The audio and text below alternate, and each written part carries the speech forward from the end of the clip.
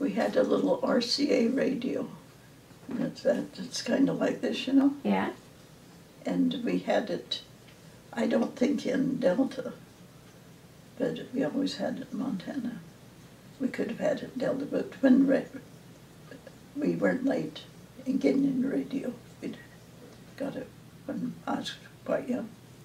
And what kinds of things would you listen to? Well, what reminds me more of that than anything is my grandfather, Ephraim. Uh-huh.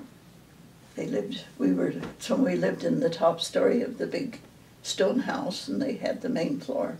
We were down in front of the fireplace, and I had to be about 3 or 4 years old, if that old. And Grandpa, he was crippled and had a stiff leg, but he was sitting there with me on the floor, and he had a little thing in his hand, and he says, "Here," and put it to my ear, and I could hear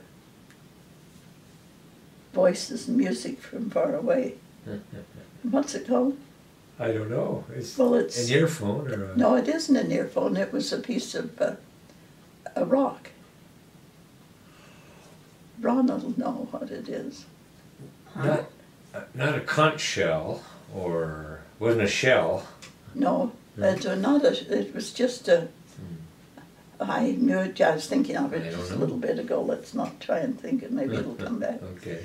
But it was the most amazing thing to me, Yeah. to have those sounds of music, and then I'd hear voices in the background. It was a radio. I just about said the word again now. Huh. But it's a stone that takes radio signals. I mean, it's... I don't know. A crystal. A crystal. It was a crystal radio. It's a crystal. Right? It was just a stone. And that will pick up the signal. Oh. And he had that little thing, and he held it to my ear. And I could hear, I'd never heard the music before, our voices from afar. From somewhere else. That's a crystal. Yeah, crystal, yeah, radio crystal. And it was just a little rock he had, but they made crystal radios.